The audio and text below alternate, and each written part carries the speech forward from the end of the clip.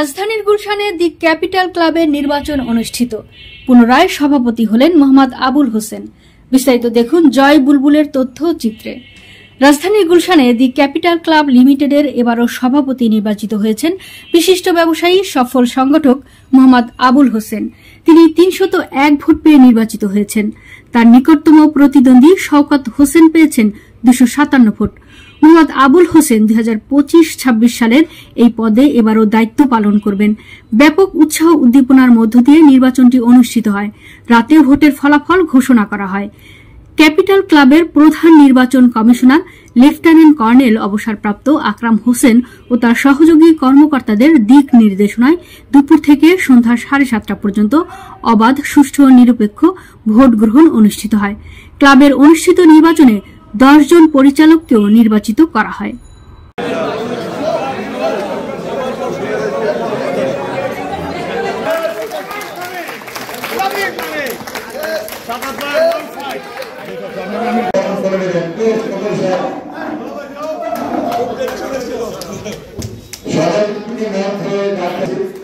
ভালো থাকবে, সুন্দর থাকবে, সবাইকে আমার ভালোবাসা থাকবে, শ্রদ্ধা থাকবে। এই বলে আমি শেষ করছি। আমি দিচ্ছি। ধন্যবাদ সবাই।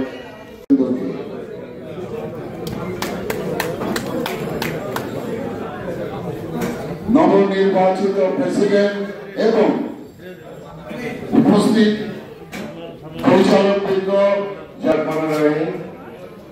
মাননীয়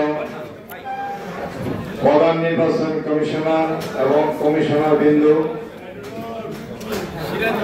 এবং টিসিআরসিএন এর সম্মানিত সকল সদস্যবৃন্দ এবং আজকে আগত অতিথিবৃন্দ, সবাইকে আমার সশ্রদ্ধ সালাম ও শুভেচ্ছা এবং মোবারকবাদ জানাচ্ছি। গত ১ মাস ধরে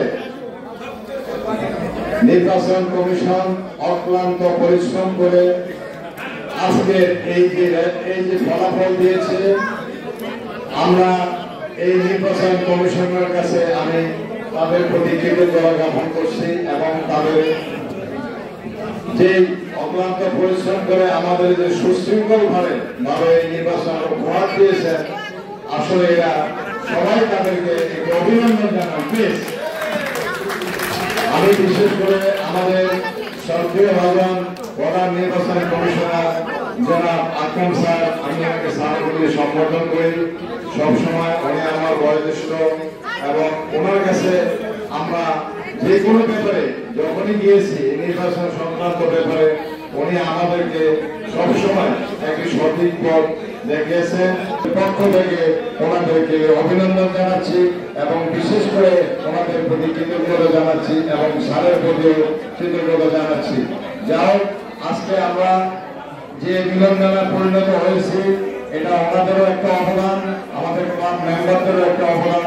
আমরা চাই সব সময় এইভাবে নির্বাচন হবে, ইজিএম হবে, এজিএম হবে। আমরা সবাই কিন্তু মিলেমিশে ক্লাবটাকে সামনে দিকে আগিয়ে নিব। সবাই আমাদের জন্য দোয়া রাখবেন। আপনারা ভালো থাকবেন, সুস্থ থাকবেন। আমি সবার সুস্থতা কামনা করছি।